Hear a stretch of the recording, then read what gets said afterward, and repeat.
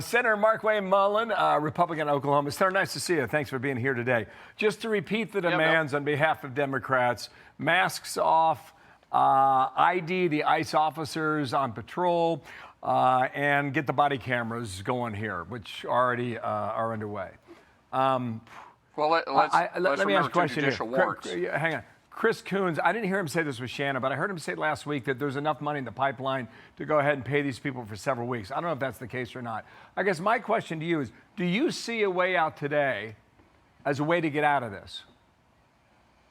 Well, if we were actually negotiating on actual terms to reopen, yes, but that's not the state of play here. The state of play is to be shut down during the State of the Union for DHS, and that's what it's always been. If it was actual conversation about reforms, it wouldn't have taken them 10 days to come back with a proposal after they shut us down almost 3 weeks ago. And then when they did send us a proposal, the White House sent back a rebuttal, another proposal. That's the way negotiations work in 48 hours, and then they wouldn't even negotiate on another CR. The whole state of play was they knew the timing behind this, right? When they shut us down, they knew that we're going into this holiday weekend, meaning that all TSA, all the federal employees to which they're holding hostage here through DHS was going to go ahead and receive their payment, their first pay or their middle of the month paycheck, because they get paid on the 15th and on the 1st. But because 15th fell yesterday, they got paid on Friday, and then the 1st will be after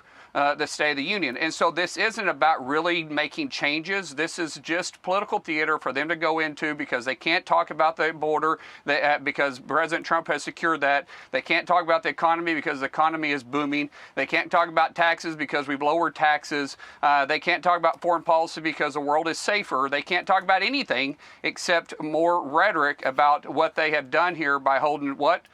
Well, federal employees hostage once again, like they did just a few months ago. All right, State of the Union is a week from tomorrow, so we'll see how that goes. You just heard from Chuck Schumer. I'm going to ask you about something else, and that's the SAVE Act, which will require voter ID. Democrats so far, most of them are in lockstep. Here's what he said on CNN Sunday. What they are proposing in this so-called SAVE Act is like Jim Crow 2.0. They make it so hard to get any kind of voter ID that more than 20 million legitimate people, mainly poorer people and people of color, will not be able to vote under this law. We will not let it pass in the Senate. We are fighting it tooth and nail. It's an outrageous proposal. You got a chance to defend that. Is that the case? Everybody can be that is so. Bill, this is so ridiculous because when they can't make a logical argument, they always pull the race card. And for a white old man that's been in office since before I was born, that's the most ridiculous thing that can happen. Chuck Schumer just drives me crazy. Jim Crow 2.0, really, 37 states already have this law. There is no voter suppression. There is no lower turnout for minorities. And in fact, when they said this same thing about Georgia, the very next election after the state voted to impose voter ID, the voter turnout actually increased. So we have 37 states that do this. The only 13 states that don't require voter ID, all 13 states are deep blue. I'm sure there's no coincidence there. The fact is that over 82% of the American people support this. Even when you start polling Democrats, overwhelmingly, the American people say, yes, we want our votes to be counted, but we want to make sure it's a citizen that's voting, and so we can have secure elections. And that's all this is about. Because if it was anything else, Bill, this would be a slam dunk, because this is such an overwhelming support from all walks of life throughout the American people. To prove your point, here we go. Here are a Fox poll if you think Americans should be required to show voter ID. All voters, 84%. Democrats, 70%. Republicans, 96%. Independents, 84%. That's a slam dunk.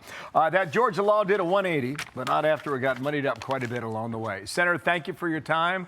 We'll see you very soon. Thanks, Appreciate Bill. you coming on. You bet. Hey, everyone. I'm Emily Campagno. Catch me and my co-hosts Harris Faulkner and Kaylee McEnany on Outnumbered every weekday at 12 p.m. Eastern, or set your DVR.